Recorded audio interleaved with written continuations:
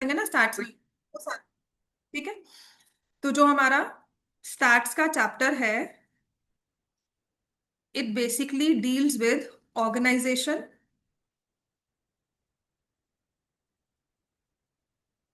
Analysis of data, और फिर हमें करने हैं ग्राफ्स। ठीक है। मतलब थोड़ा बहुत ऑर्गेनाइजेशन करेंगे, एनालिसिस तो हमारे पास है ही नहीं है, वो हमारा डिलीट हो चुका है, और हमें करने हैं ग्राफ। ग्राफ में भी तुम्हारे पास आएंगे बार ग्राफ। ठीक है, लिख लो इस चैप्टर में जो जो है बार ग्राफ। बार ग्राफ में जो हमें आएगा, इट वुड बी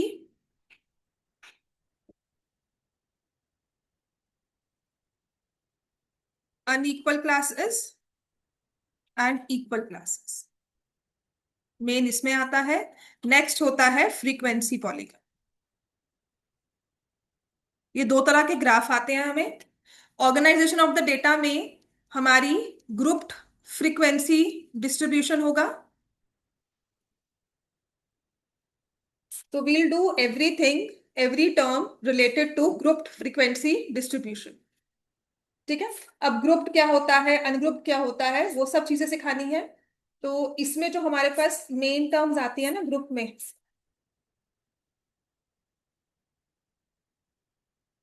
इसमें होंगी क्लासेस। फिर जो वर्ड्स यूज होते हैं, क्लास विड्थ, क्लास हाइट, या फिर class size, all are use interchangeably. ये तीन वर्ड्स हमें याद करने हैं। ठीक है। फिर होता है अपर लिमिट, लोअर लिमिट। ये दो वर्ड्स इकट्ठे हो गए क्लासेस में। ठीक है। फिर होती है एक वर्ड, क्लास मार्क्स। मतलब these are the words you should remember, because in पर एमसीक्यूज आते हैं। Class marks. ठीक है, क्लास मार्क्स क्या होता है वो बताऊंगी आपको, डेटा में भी यही है। क्लास हाइट, क्लास हाइट, या फिर बोला जाता है क्लास साइज। क्लासेस के बारे में बात करें तो we have upper limit, lower limit, we have class marks. ठीक है। एक होता है एडजस्टमेंट फैक्टर, वो कैसे आता है, क्या आता है वो बताएंगे। और जब हमने अनइक्वल क्लासेस की है ना, तो इसमें हम करते हैं adjusted frequency. So both are different. Adjustment factor तो आपको क्लास टेंथ में भी यूज करना आएगा। समझ में आ गई बात नहीं? तो ये ब्रॉडली हमारे पास टर्म्स आती हैं when we talk about stats.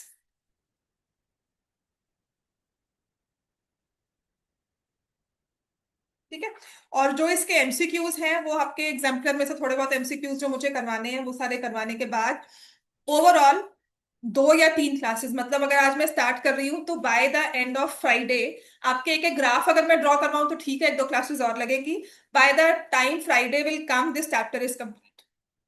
तो ऑल यू नीड इज, मैं ये नहीं कहूंगी कि हर बार आपको ये सारी टर्म्स याद रहेंगी, बट अपने ये नोट्स ईयर मार्क करके रखना, because every time you need to revise stats for those 1 mark questions.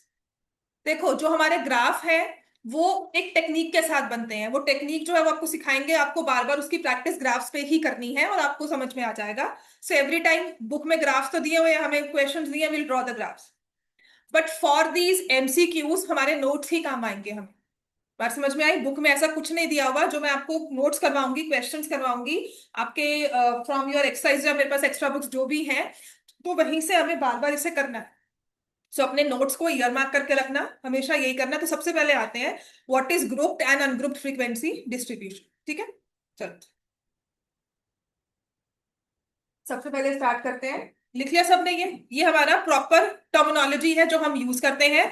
सबसे इंपॉर्टेंट होती है हमारी ये क्लास मार्क्स, फिर class width, class height, class size, ये वर्ड्स याद करने हैं, और एडजस्टमेंट फैक्टर। ठीक हो गया अभी फिलहाल के लिए? तो सबसे पहले तो आते हैं व्हाट इज डेटा। राइट। मैंने आपके होमवर्क के अपडेट्स लिखे, लिखे ना?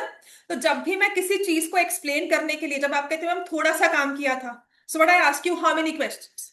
सो you tabulated, ma'am 5 question, 6 question, first exercise, all the questions. तो जब हम डेटा को टैबुलेट करते हैं कि I took an homework update, how many students did 1 to 2 questions, how many did 5 questions, how many did 7 questions, तो जब मैं ऐसे टैबुलेट करके बना रही हूँ ग्रुप को, और बहुत बड़ा डेटा, मतलब अभी तो हमारे पास छोटा ग्रुप है तो हम इंडिविजुअली नाम लिख रहे हैं, but if it's a group of 100 students, तो हम टैबुलेट करते हैं कि इतने बच्चे इतना करके आए, इतने बच्चे इतना करके आए, है ना। इंडिविजुअल हमें डेटा स्टडी करना होता है कि कितनों को हमें एक्स्ट्रा रखना है, क्या टाइम लिमिट देना है। तो जब भी हम किसी चीज को स्टडी कर रहे हैं, for example your marks, so I collect all the marks of the students in the class. मान लो 40 बच्चे हैं, है ना। मुझे क्लास के परफॉर्मेंस को चेक करना है, तो I see how many above 80 are there, how many above 75 are there. ठीक है, 40 से बिलो कितने हैं। या तो आप मुझे ना 40 बच्चों के सारे मार्क्स लाकर मुझे रैंडमली लगा लगा दो।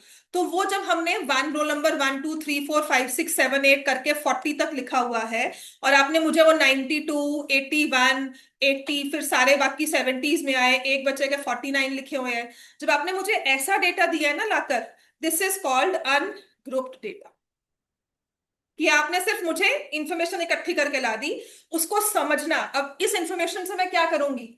Y do I need the marks of your students और of a class, why the teachers need the marks of the students, या रिपोर्ट कार्ड क्यों बनता है। ठीक है, so that we study how that class is progressing, उसमें कितना और चाहिए हमें, या कितने अच्छे बच्चे हैं जिनको समझ में आ रहा है, कितने हमारे वीक स्टूडेंट्स हैं, so that we can classify in a sense we can understand them better, कि हाउ मच ऑफ प्रैक्टिस हमें करवानी चाहिए एक्स्ट्रा। जैसे अब if I have a like class जिसमें बच्चों को समझ में आ रहा है, मुझे अच्छा रिस्पॉन्स मिल रहा है, तो मैं डिफिकल्ट भी करवाना शुरू कर देती हूँ। After a point of time मैं उन्हें एक्स्ट्रा इन्फॉर्मेशन भी देती हूँ। But if I see those blank faces जो बेसिक्स को पिक करने में ही टाइम लगा रहे हैं, तो मैं पहले बेसिक्स की प्रैक्टिस करवाऊंगी, मैं एक्स्ट्रास को स्किप करूंगी, कि फोकस ऑन दोस बेसिक्स। ताकि अब तुम्हें मैं 90 तक तो लेके नहीं जा सकती, तो लेकिन अगर तुम 75 तक पहुंच रहे हो तुम्हारे लेवल के हिसाब से, तो 75 तक ही पहुंचे, है ना। अब 75 तक पहुंच नहीं रहे, मैं 90 तक पहुंचाने की कोशिश करूं। तो इसको समझने के लिए ना हम डेटा इकट्ठा करते हैं, राइट। हॉस्पिटल में कितने पेशेंट्स आ रहे हैं, how many we can attend, हमारे पास कितना इंफ्रास्ट्रक्चर है उन्हें करने के लिए, है ना। आपको आंसर शीट्स देनी है, so how much should I order. तो एवरेज हम देखेंगे कि एक बच्चा कितनी यूज करता है ना। आपके क्लास में आपने कितनी सप्लीमेंट्री शीट्स लगाई, एक ने 2 लगाई, एक ने 3 लगाई, एक ने 4 लगाई, एक ने कोई भी नहीं लगाई। तो ऐसे कर करके जब इन्फॉर्मेशन को कलेक्ट किया जाता है, so that the school can make an order accordingly, कि कम ना रहे, है ना।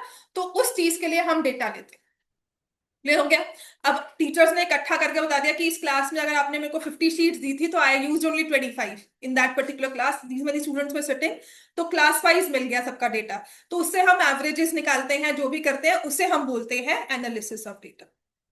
ठीक है, जब हम उसको स्टडी करते हैं ना, तो होता है एनालिसिस। एक हो गया कलेक्शन ऑफ डेटा, आपने मुझे सारे मार्क्स ला के दे दिए। अब उसके बाद मैंने क्या किया, ऑर्गेनाइजेशन ऑफ डेटा। आपने मुझे ऐसे ही रैंडमली मार्क्स लाकर दे दिए, कोई 49 बीच में आ गया, कोई 40 आ गया, फिर 80 के 4 बच्चे आ गए, फिर 90s में आ गए। So that is randomly numbers है, वो अनग्रुप्ड होता है। ठीक है, that is just collected data. Organisation के बेसिस पर हम क्या करते हैं, या तो मैं यही 40 नंबर्स अपने पास लिख लूं। ठीक है, जैसे आपने मुझे ला कर दिया, आई राइट ऑल दीज 92 81 80, तो ये कलेक्ट कर लिया। One way of organisation is this. फिर मैं क्या करती हूँ, दूसरा वे जो होता है ना अनग्रुप डेटा का ही, मैंने ग्रुपिंग नहीं की, मैंने मार्क्स के अकॉर्डिंगली, जैसे हम कहते हैं डिस्क्रीट, मैंने नंबर्स लिए। That if I see that 95 वाले 4 बच्चे हैं जिन्होंने 95 स्कोर किया है, वो 4 बच्चे हैं, तो ऐसा है 95 मार्क्स है, 4 स्टूडेंट्स आते हैं। 90 मार्क वाले 2 बच्चे हैं, 100 मार्क्स वाला एक बच्चा है, 40 मार्क्स वाले 2 बच्चे हैं। तो अगर मेरे पास रेपिटेशन पैटर्न में आ रहा है कि नहीं 90 आ रहे हैं, 48 आ रहे हैं, और काफी बच्चे 48 में दिख रहे हैं, काफी बच्चे 90 में दिख रहे हैं, तो मैं इस तरह से भी डेटा को ऑर्गेनाइज करती हूँ। तो इसे हम बोलते हैं अनग्रुप्ड, मैंने ग्रुपिंग नहीं की। क्लियर हो गया। अब मान लो 40 बच्चे हैं, ऑलमोस्ट सबके 35 के डिफरेंट मार्क्स हैं, 5 बच्चों के मार्क्स सेम है।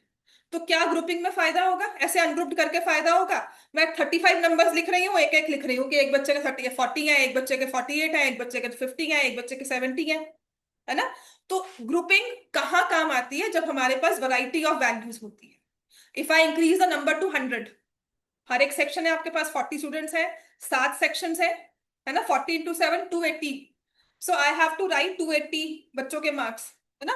अब मैं उसमें कहूँ 95 मार्क्स वाले 10 बच्चे हैं, 90 मार्क्स वाले। अब 1 से लेकर 100 तक कितनी पॉसिबिलिटीज आ गई, कंसिडरिंग 20 मार्क्स इसके नहीं आते, 30 से ऊपर ही सबके आ रहे हैं। लेकिन 30, 31 से लेकर 100 तक I have 70 values. Table concise नहीं होता, तो उसमें हम क्या करते हैं, ग्रुपिंग ऑफ डेटा। ठीक है। ग्रुपिंग ऑफ डेटा में याद है ना, आपसे पूछते हैं 90 अबव कितनों के हैं, 85 अबव वाले हैंड रेज करो। तो ग्रुपिंग होती है जब हम मार्क्स एग्जैक्टली बता पाते हैं कितने कितने हैं, लेकिन 90 अबव में वो सारे कवर हो जाएंगे, 91 से लेकर 100 तक, है ना।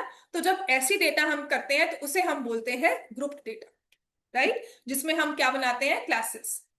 क्लियर हो गया। तो अगर आप अपनी बुक्स ओपन करोगे, चलो अपनी अपनी बुक्स ओपन करो, थोड़ा बहुत डेटा जो आपको दिया हुआ है उसी के साथ विल स्टडी। नई वाली बुक्स ओपन करो अपनी।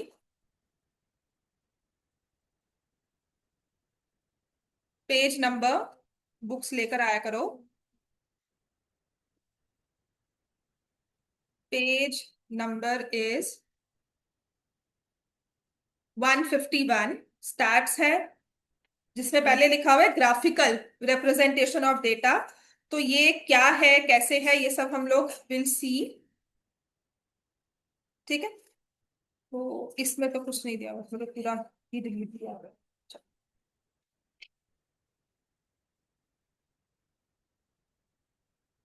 चलो मैं ये आपको एग्जांपल देती हूँ। इसमें तो उन्होंने ग्राफ से शुरू किया हुआ है। जो पिछली बुक्स थी ना आपकी, उसमें ऐसा लिखा हुआ था, if I give you marks of 10 students, right down these are the marks of 10 students.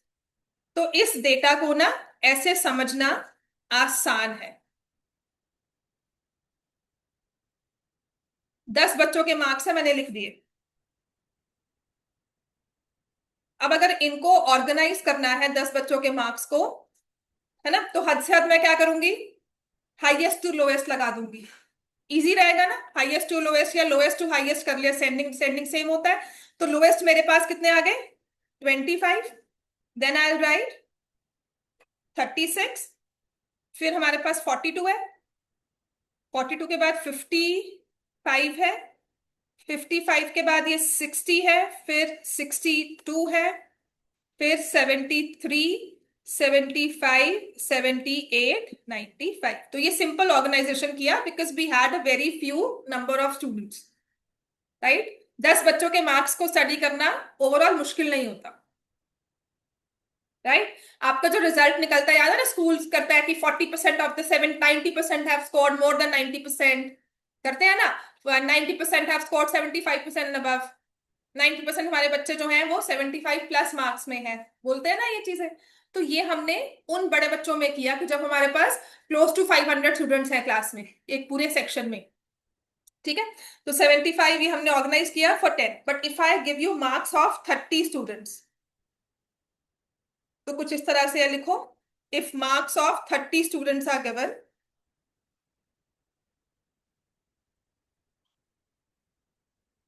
ये ना क्लास 8th में आपने किया होगा, ऑर्गेनाइजेशन ऑफ डेटा।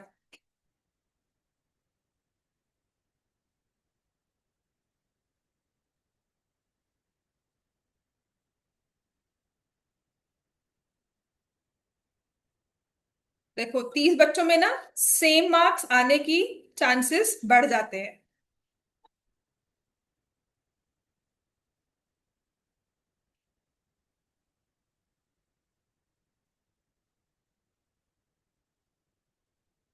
ठीक है ना, 30 बच्चों के मार्क्स मैंने आपको दे दिए। अब आपको मैं कहती हूँ इसे थोड़ा ऑर्गेनाइज करके लेकर आओ। तो इस केस में जो ऑर्गेनाइजेशन होती है ना, नंबर के हिसाब से हमने ऑर्गेनाइजेशन की कि how many have scored 10 marks. Exactly 10 marks वाले कितने बच्चे हैं, तो आपने कहा सिर्फ एक बच्चा है। How many have scored 20 marks, तो ऑर्गेनाइज करके हम चेक करेंगे तो सिर्फ एक बच्चा है। How many have scored 36 marks, अब 36 मार्क्स चेक करोगे ना, एक, दो, 3 values. So this is the frequency. Frequency is how many times 36 has been repeated. How many times a particular value is repeated. ठीक है। तो यहां पर how many students score 36 marks, तो आपका आंसर क्या होगा, 3। 8th क्लास में करते थे ना स्टैट्स का डेटा ऑर्गेनाइजेशन में। तो how many have scored 36 marks, will answer में 3। how many have scored 39 marks, कोई है बच्चा 39 वाला, तो आप होगे नहीं। तो इन्होंने पूरा डेटा टैबुलेट किया दैट 40 मार्क्स वाले कितने बच्चे हैं, 4, 50 मार्क्स वाले 3, 56 वाले 2 है, 64, देन 74। ये आता नहीं है, ये पहले आया करता था कि आपको डेटा दिया हुआ है, आपको उसे टैबुलेट करना है, टैली मार्क्स के अकॉर्डिंगली टैबुलेट करते थे ना, याद है कि नहीं याद है? हाँ, तो टैली मार्क्स हमें पता है ना, डेटा को चेक करने के लिए। ये पहले आपके चैप्टर में हुआ करते थे सारे टॉपिक्स, पर अब नहीं। ठीक है, so the sum of all frequencies is 30। Clear हो गया है ना? तो अब इसमें से how many have scored 60 marks? Will answer 4। How many have scored 80 marks? 1। How many scored 100? 0। तो हमने ये टैबुलेट कर लिया, तो इसे हम बोलते हैं अनग्रुप्ड। हमने ग्रुपिंग नहीं की, हमने एग्जैक्ट मार्क्स बताया कि 10 वाला एक बच्चा है, 20 वाला एक बच्चा है, 25 वाला कोई भी नहीं है। समझ में आ गई बात? तो इसे बोलते हैं अनग्रुप्ड फ्रीक्वेंसी डिस्ट्रीब्यूशन। फ्रीक्वेंसी को डिस्ट्रीब्यूट किया, कितनी बार चीज रिपीट हो रही है उससे डिस्ट्रीब्यूट कर रहे हैं, लेकिन स्टडी हम मार्क्स को ही करेंगे, बच्चों को नहीं स्टडी कर रहे। स्टडी हम मार्क्स को कर रहे हैं कि इतने बच्चों के इतने मार्क्स हैं, एवरेजेस क्लास में इतने मार्क्स आते हैं, इस ग्रुप में इतने मार्क्स आ रहे हैं। समझ में आ गई बात ये? ठीक है, तो this is a ungrouped frequency distribution. अब इसी में इन 30 बच्चों का ही अगर मैं इस हिसाब से लगाऊं, I ask you to make classes 0 to 10 में how many students are there?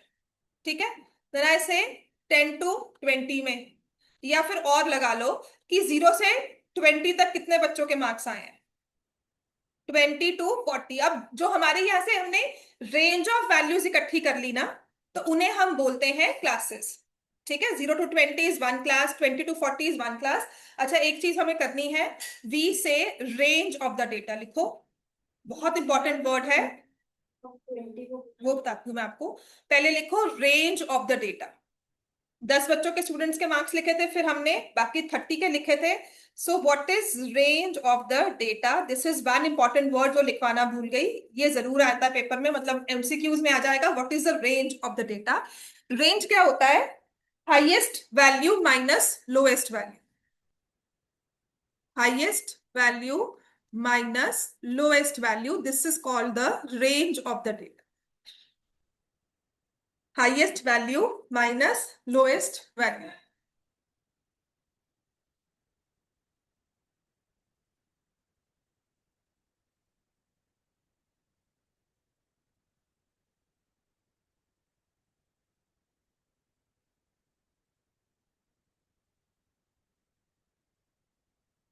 ठीक है, highest value minus lowest value is the range of the data.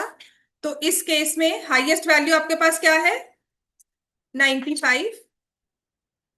और लोएस्ट वैल्यू क्या है? 25। सो range of the data is 70। That in between 25 and 70 we can have 70 values। ठीक ठीक है ना? तो इस डेटा को ऑर्गेनाइज करके फायदा है कि नहीं है, या इसके हम टैबुलेट करें तो क्लासेस क्या रखें, तो उसके लिए हम लोग स्टडी करते हैं रेंज ऑफ द डेटा। तुम सिर्फ वर्ड याद रखोगे, क्यों करते हैं क्या करते हैं वो नहीं सोचना, तो मत सोचो, just remember the word what is the range of the data.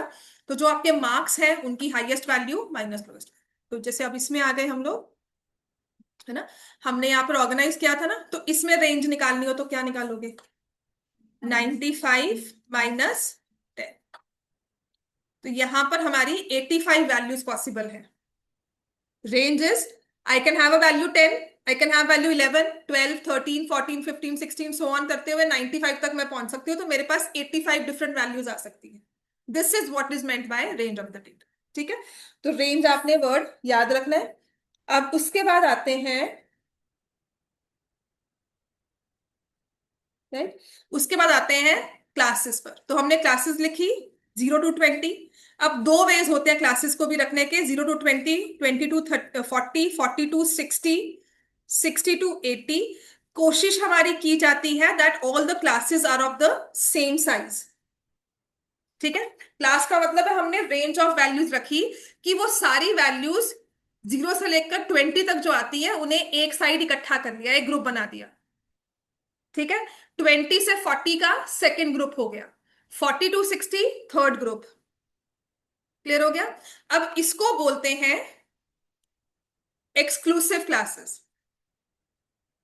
जब ऐसे बनता है ना, देखो ये जो क्लासेस बनी, इसमें ये होती है, जो फर्स्ट नंबर लिखा जाता है वो होता है लोअर लिमिट। तो आपकी जो ये सारी वैल्यूज हैं 0, 20, 40, जो पहली वैल्यूज हैं, इन्हें हम बोलते हैं लोअर लिमिट। और जो बाद वाली वैल्यू 20, 40, 60 लिखी है, इसको बोलते हैं अपर लिमिट। समझ में आ गया? हमने वैल्यूज को काउंट किया। एक्सक्लूसिव इसलिए बोलते हैं इसको कि वी एक्सक्लूड अपर लिमिट्स।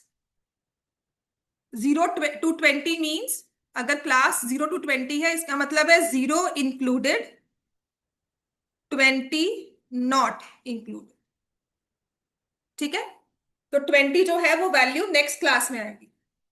इतना याद है कि नहीं? ये पढ़ा हुआ है ना एट्थ में, 0 to 20 में 20 इज नॉट इंक्लूडेड, क्योंकि 20 नेक्स्ट नंबर है हमारा। जहां पे अपर लिमिट और लोअर लिमिट मैच कर जाती है, तो upper limit of the first class is not included, 19.9 तक यहां पर आएगा। एग्जैक्ट 20 के लिए will move on to the next class. समझ में आ गया इतना सबको? ठीक है। और एक होती है कुछ इस तरह से वैल्यूज, मैंने लिया कि 0 to 19, 20 to 29, 30 to 39, इसको बोलते हैं इंक्लूसिव, क्योंकि both upper limit and lower limit are included. इसमें मैं मान के चलती हूं कि मैं 19.5 मार्क्स दिए ही नहीं होंगे किसी को, या 19 होंगे या 20 होंगे। ठीक है? तो 0 भी इंक्लूडेड है, 19 भी इंक्लूडेड है। यहां पे अपर लिमिट और लोअर लिमिट मैच नहीं कर रही, तो इसको बोला इंक्लूसिव, कि इंक्लूड कर रहा है। वो है एक्सक्लूसिव, क्योंकि उसने अपर लिमिट को एक्सक्लूड कर दिया। क्लियर हो गई बात ये? उसमें 20 वाली वैल्यू यहां आएगी, 19 वाली वैल्यू यहां आएगी। 19 तो काउंट करना ही है ना, क्योंकि इंक्लूडेड है, both upper limit lower limit included. यहाँ पे upper limit not included, first class में, किसी भी क्लास में अपर लिमिट नॉट इंक्लूडेड हो।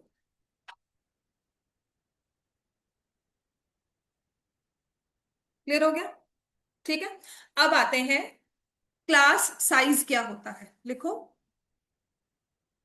What is class size, class width, class height? तीनों वर्ड्स इंटरचेंजेबली यूज होते हैं। This is upper limit minus lower limit. Range होती है अपर value, highest value minus lowest value, लेकिन क्लास साइज में हर एक class का निकलता है, that is upper limit minus lower limit. तो यहाँ पे 0 to 20 मतलब 20 - 0, 40 - 20, 60 - 40, 80 - 60, इस हिसाब से ले रही हूँ। यहाँ पे 19 - 0, 29 माइनस, सॉरी यहाँ, हाँ चलो, 29 - 20, 39 - 30, इस हिसाब से ले रही हूँ। समझ में आ गया इतना? ठीक है, ये क्लियर हो गया? Class size, class width, class height, तीनों का है upper limit minus lower limit. और एक नया वर्ड है हमारे पास, क्लास मार्क्स। क्लास मार्क्स क्या होते हैं? Upper limit plus lower limit divide by 2।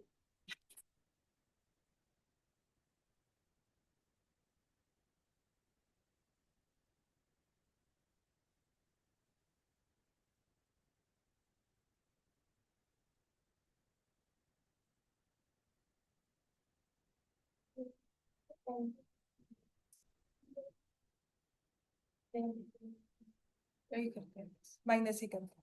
वो एक आइडिया लेते हैं, वो एग्जैक्ट नहीं जाते, स्टार्ट में तुम कभी भी एग्जैक्ट नहीं हो सकते, हम हमेशा अप्रोक्सीमेशन में आइडिया लेके चलते हैं, तो वही है।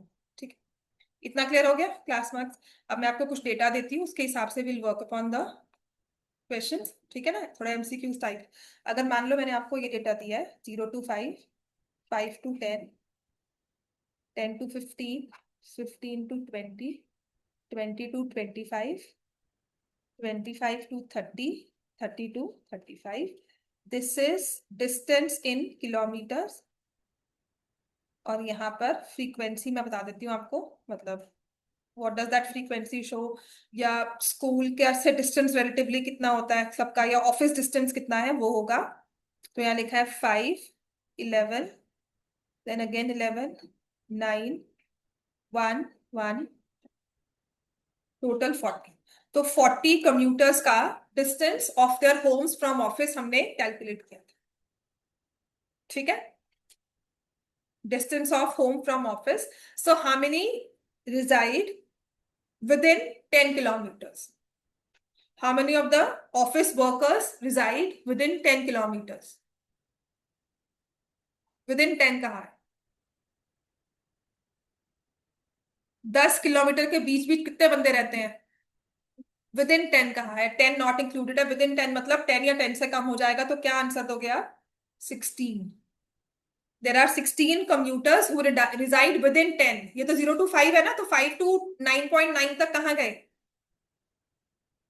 10 से छोटे वाले ही लोग हैं ना। विदिन 10 मतलब 10 से कम वाले ही ले रहे हो।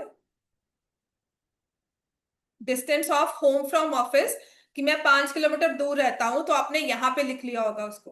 बट अगर मैं कहूं मैं 9.9 किलोमीटर दूर हूं तो यहीं पर आया होगा।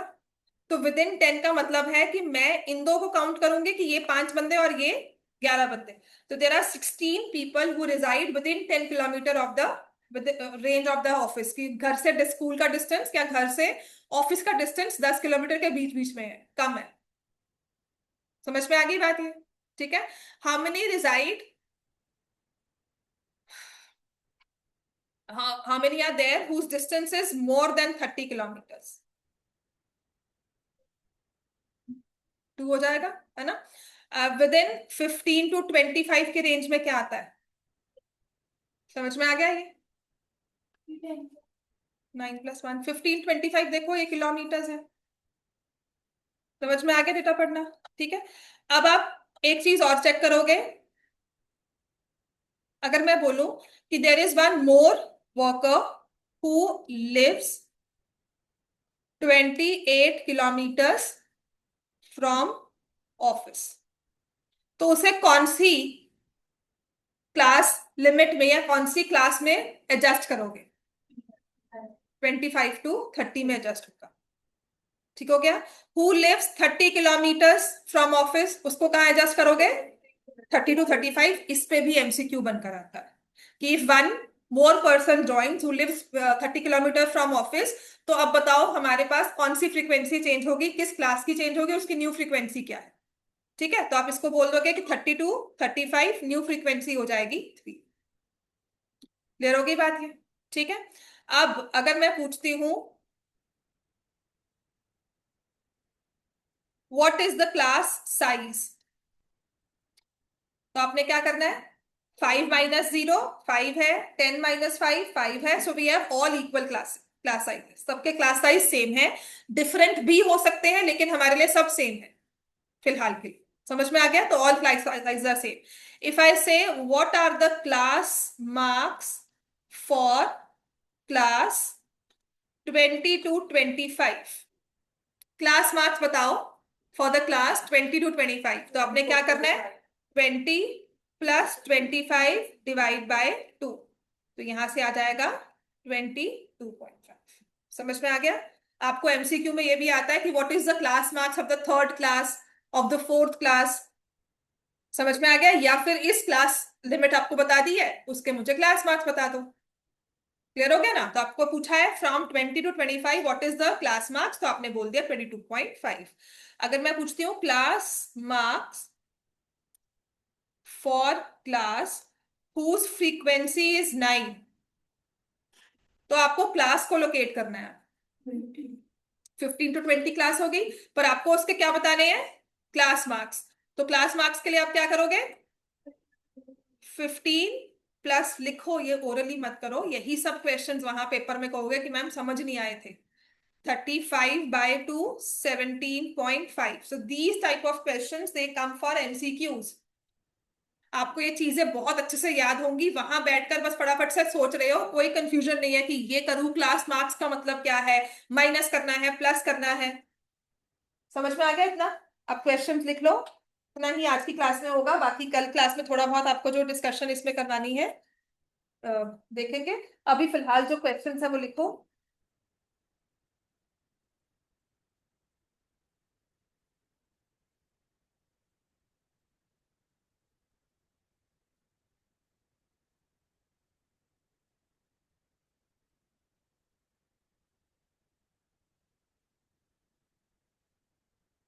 The marks obtained by 17 students in a mathematics test are given below.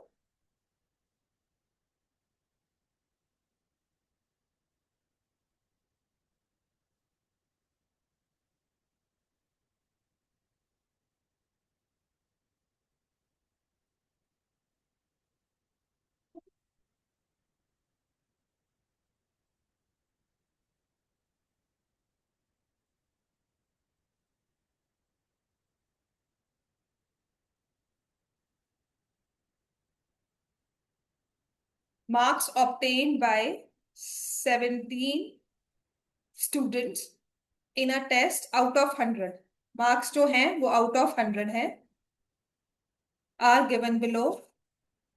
The range of data is.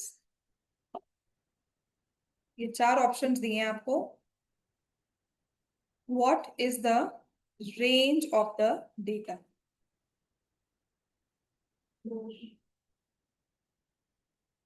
Highest value क्या है? लोएस्ट क्या है? इससे अलावा कुछ है और? ठीक है, तो आप लिखोगे 100 - 46 54। अब ये एमसीक्यू आएगा। सॉल्व तभी हो पाएगा जब हमें ये वर्ड याद है। अभी याद है, 10 दिन बाद पूछूंगी ना तो कंफ्यूज होकर बैठे हो। This is the word that we need to no.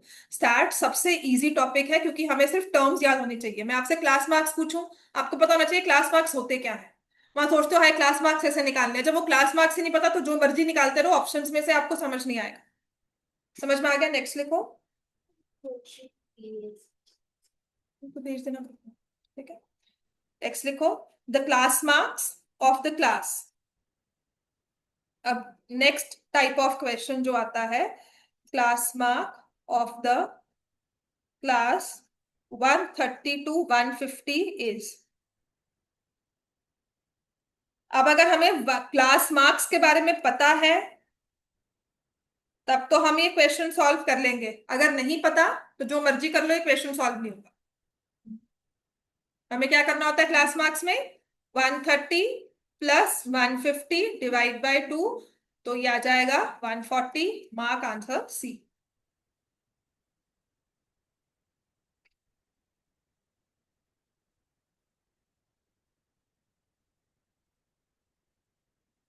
समझ में आ गया?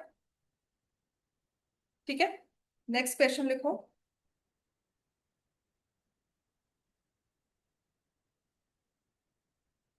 इन the class interval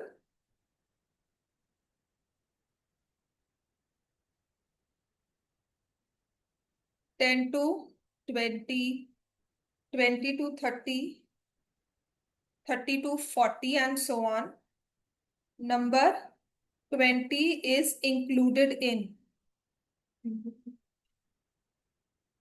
10 to 20, 20 to 30, both, none।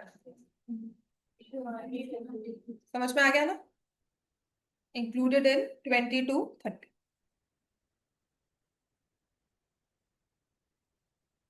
ठीक है, अब थोड़ा डिफिकल्ट सा और क्वेश्चन जो हम करेंगे अब। लिख लिया सबने? फॉलोइंग डेटा इज गिवन,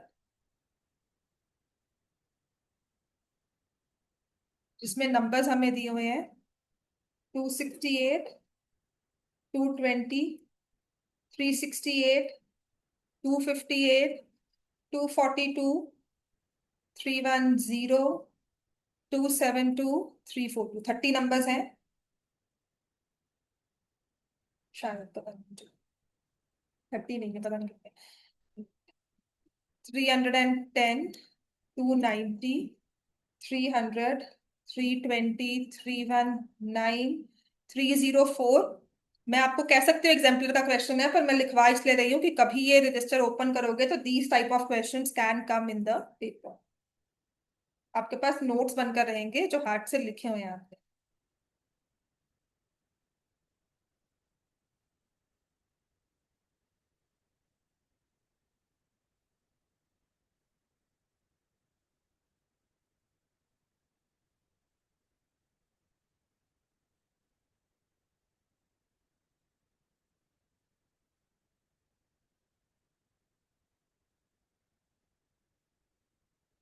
ठीक है, the question says a group frequency table with class intervals of equal size. Class intervals of equal size using 250 to 270 as one of the class intervals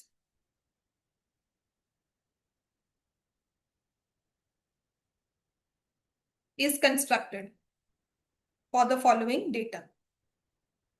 Is constructed for the following data. समझ में आ गया?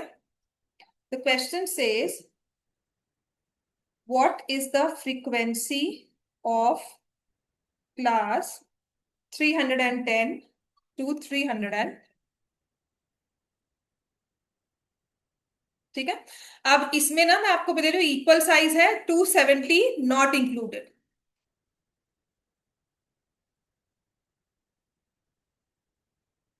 ठीक है, 270 not included in this interval is drawn. तो आपको बताना है कि जो तीन इसी फ्रीक्वेंसी डिस्ट्रीब्यूशन में एक क्लास बनेगी 310 टू 330, उसमें कितनी फ्रीक्वेंसी होगी। तो आपको पता है कि लोएस्ट वैल्यू इसमें कितनी है, 210 है ना, और मैंने 250 टू 270 लिखा हुआ है डेटा को। आपको एक जो आइडिया दिया है दैट इज फ्रॉम 270 250 टू 270। तो आपकी क्लासेस जो है ना, this is one of the class intervals. इसके पहले वाली कौन सी होगी, 230 टू 250। इससे पहले वाला कौन सा होगा, 210 टू 230। इससे पहले चला चाहिए हमें, लोएस्ट वैल्यू आपके पास ये आ गई। ठीक है ना, लोएस्ट वैल्यू मेरे पास 210। What about the highest value, 270 to 290, फिर 290 टू 310 तक आ जाएगा, फिर 310 टू 330। पूरा टेबल बनाना चाहिए हमें ये, मुझे सिर्फ इसकी फ्रीक्वेंसी चाहिए ना। तो I know 310 and above but 330 not include. ठीक है, तो काउंट करेंगे अब वैल्यूज को। Included, included 320 yes, 319 yes, 304 318 330 no, 316 बस। तो कितना आ गया, 1 2 3 4 5 6। सो फ्रीक्वेंसी में हमें ऑप्शंस दिए हुए हैं 4 5 6 7। फिर भी क्रॉस चेक 2 बार कर लेना, कोई वैल्यू डिलीट हमने नहीं या इंक्लूड नहीं की तो उस चीज को चेक कर लो। ये भी क्वेश्चन हमारा एमसीक्यू बनकर आ जाता है। समझ में आ गई बात ये, राइट? आपको डेटा दिया हुआ है, आपको एक उसमें क्लास इंटरवल दे दिया, उसमें कितनी वैल्यूज आती हैं या कितने उसकी फ्रीक्वेंसी है वो आपको बतानी है। सो आपका इसमें आंसर आया है 6, because I included 310 here also. 310, 320 to be included, 19 to be included, 18 to be included, then 16 to be included, that's it. So 1 2 3 4 5 6 समझ में आ गया। अब ऐसे ही डेटा दिया होता है, ये लिख लिया हम सबने।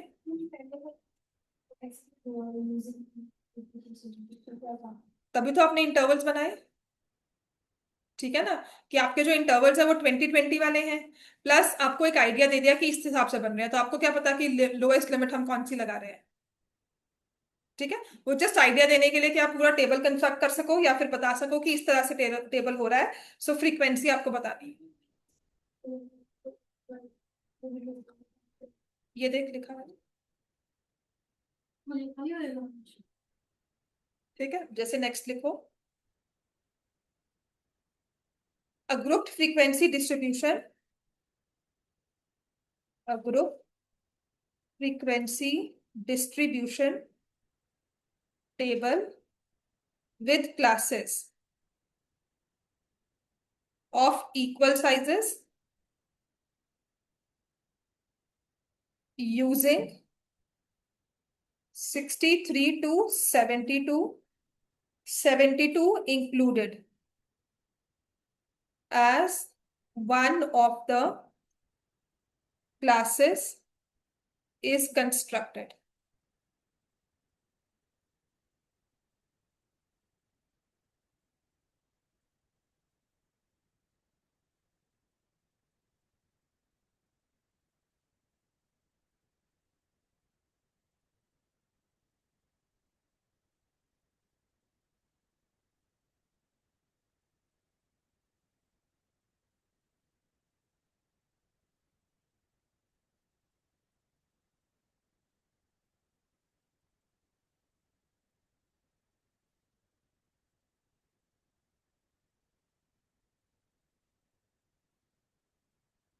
Now the question says the number of classes in the distribution are.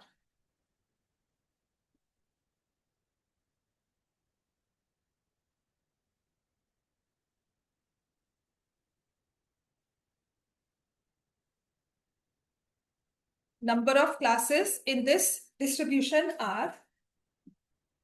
तो अगर आपकी क्लास एक है from 63 to 72 and it says 72 is included, तो इसके बाद वाली क्लास क्या होगी? 73 से स्टार्ट होगी और डिफरेंस कितना आएगा? 72 माइनस 63 कितना होता है? 9। तो 73 प्लस 9 इज, समझ में आ गया? नेक्स्ट क्या होगा? 83 to 92। अच्छा, इससे कम वाली वैल्यू भी तो होगी ना, है ना? तो यहां पर क्या आ जाएगा आपके पास? 62। यहां पर क्या आएगा? 53। यहां पर क्या आएगा? 52 एंड 43 से भी कम दिख रहा है मुझे। आई राइट 33 to 42, देन 23 to 32। इससे कम है मेरे पास वैल्यू? 15 है तो है ना? So will have 13 to 22। 15 से कम वैल्यू दिख रही है मुझे? 14 है, वो भी इंक्लूड हो जाएगी, है ना? 14 से कम कोई वैल्यू दिख रही है? नहीं। तो ये मिनिमम क्लास होगी हमारी, है ना? इसके बाद 92 के बाद आई विल हैव 93 to 102। ठीक है, 93 to 102। ठीक हो गया? Then 103 to 112। Right, 103 to 112। इसके ऊपर कुछ है? अब अगर 112 है तो मुझे पता है यही वाली क्लास होगी, I don't need another class. So वो समझ में आ गया कि by the data is given, कि हमारे पास वो क्लासेस दी होती है, हमें रेंज क्लास साइज पता होता है। ठीक है ना? तो उसके बाद आपको बता दिया, आप उस क्वेश्चन को भी सेम कर सकते हैं कि how many classes are there. So if you have a value which is 310, उसको नेक्स्ट में इंक्लूड करना है। अगर मान लो यहाँ पर हमारे पास 112 की वैल्यू होती और ये इंक्लूसिव होते, मतलब एक्सक्लूसिव होते, तो अब आप क्या करते? आपको नेक्स्ट क्लास बनानी पड़ती, यहाँ पे नहीं बनानी पड़ी। तो number of classes are 1 2 3 4 5 6 7 8 9 10। So how many classes are there? 10 classes are there. Number of classes are 10. दूसरी चीज, what is the range of the data? 112 minus 13, 99। समझ में आ गया? 112 minus 13, 99। अगर ये हम हटा देना, अगर आपको सिर्फ ग्रुपिंग के हिसाब से देना चाहे तो आप इसको आंसर करो। समझ में आ गया? क्लियर हो गया? अब आ जाओ, मुझे बताओ class marks 53 to 62। Class marks करने हैं तो क्या करोगे? 62 लिखो, class marks for 63, 53 to 62। For 53 to 62 तो आपने करना है दोनों को ऐड, 105 115 डिवाइड बाय 2, तो क्या हो जाएगा? 57.5। हाँ, 57.5। वो प्रॉपर लिखोगे, चाहे 25 आ रहा है, चाहे 35 आ रहा है, जो भी आ रहा है आपने लिखना है। समझ में आ गया इतना? ठीक है, चलो।